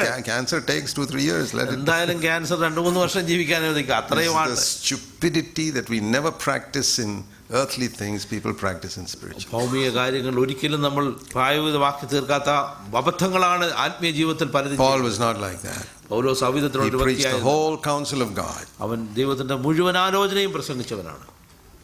And then we read that people got offended with him. അവനോട് മറുതലിച്ചു പോയിരുന്ന ആൾക്കാരുമുണ്ട്. You know what happened finally? അവസാനം എന്ത് സംഭവിച്ചു നിങ്ങൾക്കറിയുമോ? See 2 Timothy towards the end of his life. 2 തിമോത്തിയോസിലെ അവന്റെ ജീവിതാവസാനത്തെക്കുറിച്ച് നമ്മൾ വായിക്കുന്നുണ്ട്. 2 Timothy 1 verse 15. 2 Timotheos 1:15. It's amazing word. Verse 15. You are aware of the fact all those who are in Asia have turned away from me. ആസ്യക്കാർ എല്ലാവരും എന്നെ വിട്ടുപോയി കളഞ്ഞു എന്ന് നീ അറിയുന്നുവല്ലോ. ഫുഗലോസും ഹൊമർഗനോസും ആ കൂട്ടത്തിലുള്ളവരാകുന്നു. But there's one person who stood by me, Onesiphorus, verse 16, who came and refreshed me. 16-ാം വാക്യത്തിൽ പലപ്പോഴും എന്നെ തണുപ്പിച്ചവനായ ഒനേസിഫോറസിന്റെ കുടുംബത്തിന് കർത്താവ് കരുണ See, നൽകുവാൻ. Paul preached such a strong gospel that people just left him. പൗലോസിന്റെ ആ കഠിനമേറിയ വചനങ്ങൾ കേട്ടിട്ട് അവനെ വിട്ടുപോയിട്ടുള്ളവർ ധാരാളമുണ്ട്. They thought he was a very hard man. അവർ വിചാരിച്ചു അവൻ വളരെ കർക്കശക്കാരനാണ്, കഠിന ഹൃദയനാണ്. Man was living in immorality in Corinth. He says, I hand him over to Satan in Jesus' name. കൊരിന്തിലെ സ്വന്തം Who was living in adultery. വ്യഭിചാര കർമ്മത്തിൽ ജീവിച്ചുകൊണ്ടിരുന്നവനെ അവൻ പറഞ്ഞു, ഞാൻ അവനെ സാത്താനെ ഏൽപ്പിച്ചിരിക്കുന്നുവെന്ന്. Boy, people read that letter. They said, this guy Paul is hard. അത് വായിക്കുന്നവർ വിചാരിക്കും, ഈ ഇത്ര കഠിന ഹൃദയനായ ഓരോസാണോ ഇവൻ? What are the elders in Corinth doing? കൊരിന്തിലെ മൂപ്പന്മാരെന്തായിരുന്നു ചെയ്തിരുന്നത്? He said, yeah, brother, we all fall into sin. It doesn't matter. സഹോദര, നമ്മളെല്ലാവരും പാപത്തിൽ വീഴുന്നവരാണ്, സാരമില്ല. Once in a while you sleep with your stepmother, it's okay. വല്ലപ്പോഴും നീ കാലിടറി വീഴുന്നല്ലേ ഉള്ളൂ, സാരമില്ല. See, this is the trouble with Christendom today. ഇന്നത്തെ ക്രിസ്തീയ ഗോളത്തിന്റെ ഒരു They are not leading people to godliness. ദൈവത്തിന്റെ ജീവിതത്തിലേക്ക് ജനങ്ങളെ And so those who really want the truth, those who want to stand for the truth, pull out. സത്യത്തിന് വേണ്ടി നിൽപ്പാൻ ആഗ്രഹിക്കുന്നവർ അവിടുന്ന് മാറിപ്പോട്ടിരിക്കും. That's one last thing. അവസാനത്തെ കാര്യം. Let's look at Revelation chapter 2. 2-ാം അധ്യായം, വെളിപ്പാട് പുസ്തകം 2-ാം അധ്യായം. You know, the Lord had a warning to give this church in Ephesus. എഫേസൂസിലെ സഭയ്ക്ക് ദൈവം ഒരു വാണിംഗ് കൊടുക്കുന്നതായിട്ടാണ് അവിടെ. He says, if you don't repent, verse 5, I will come and take away the lampstand from there. 5-ാമത്തെ വാക്യത്തിൽ പറയുന്നു, നീ ഏതിൽ നിന്ന് വീണിരിക്കുന്നോർത്ത് മാനസാന്തരപ്പെട്ടു ആദ്യത്തെ പ്രവൃത്തി ചെയ്യല്ല, ഞാൻ വരികയും നിന്റെ നിലവിളക്ക് അതിന്റെ നിലയിൽ നിന്ന് നീക്കുകയും. See, the lampstand is the mark of God. Jesus saying, this is my church. നിലവിളക്ക് പ്രതിനിധാനം ചെയ്യുന്ന യേശുക്രിസ്തു പറഞ്ഞു, ഇതെന്റെ സഭ എന്നുള്ള. You read that in chapter 1 verse 20. 1-ാം അധ്യായത്തിൽ 20-ാം വാക്യത്തിൽ നമ്മൾ വായിക്കും. When he says, I'll take away the lampstand, ഞാൻ ആ നിലവിളക്ക് എടുത്തു മാറ്റുമെന്ന് പറയുമ്പോൾ, he says, I will de-recognize you as a church. ഒരു സഭ എന്നുള്ള നിലയിൽ ഞാൻ നിങ്ങളെ അംഗീകരിക്കുന്നില്ല. Like some big multinational saying, you are no longer our agent in Bahrain, no more. വലിയ മൾട്ടിനാഷണൽ കമ്പനികൾ പറയാറുണ്ട്, ഇന്നു മുതൽ നീ ഞങ്ങളുടെ ബഹ്റിനിലെ ഏജന്റ് അല്ല. You're not representing us properly, you're not doing the work properly. കാരണം ഞങ്ങളുടെ കമ്പനിയെ പ്രതിനിധാനം ചെയ്യേണ്ട വിധേയത്തിലല്ല നിങ്ങൾ പ്രതിനിധാനം ചെയ്യുന്നത്. I'm going to give that responsibility, franchise to somebody else. ഞാൻ ആ ഒരു ഫ്രാഞ്ചൈസി ഞങ്ങൾ വേറൊരാൾക്ക് കൊടുക്കുന്നു എന്നവർ. That's what Jesus was saying. അപ്രകാരമാണ് ദൈവം. I will de-recognize you. You're not the church of Jesus Christ. യേശുക്രിസ്തുവിന്റെ സഭ എന്നുള്ള നിലയിൽ ഞാൻ നിങ്ങളെ അംഗീകരിക്കുന്നില്ല. But if you overcome, those who overcome, verse 7, 7-ാം വാക്യത്തിൽ പറയുന്നു, there's a small group that listens to that word and says, I'll overcome. എന്നാൽ ആ ദൈവത്തിന്റെ വചനം കേൾക്കുമ്പോൾ അവിടെ ആ ജയാളികളാകുന്ന ഒരു ചെറിയ കൂട്ടം കൂടെ ഉണ്ട്. Supposing elder does not listen in Ephesus. എഫെസൂസിലെ ആ മൂപ്പൻ അത് കേട്ടിട്ട് അനുസരിക്കുന്നില്ല. This is the same church Paul preached that we are looking at. 3 വർഷക്കാലം പൗലോസ് പ്രസംഗിച്ച അതേ സഭയെക്കുറിച്ചാണ് നമ്മൾ To വായിച്ചത്. whom he warned. അവൻ അന്ന് അവിടെ അവർക്ക് മുന്നറിയിപ്പ് നൽകി. See the corruption that came now. ആ അപകടം അവിടെ സംഭവിച്ചു. Wolves have come in and they are drawing disciples after them. All has happened. വരികയും അവരെ വിപരീത ഉപദേശത്തിൽ വലിച്ചു കളയുകയും. Now the Lord കളയുകയും. says, I'm going to throw you out. ഞാൻ നിങ്ങളെ എറിഞ്ഞു കളയുന്ന അവസ്ഥയിലേക്ക് വരുന്നു. And supposing the elder did not listen to the word, ഈ വചനത്തിന്റെ മുമ്പിൽ അവിടുത്തെ മൂപ്പൻ തന്നെ ഏൽപ്പിച്ചു the കൊടുത്തു. Lord would have left that church.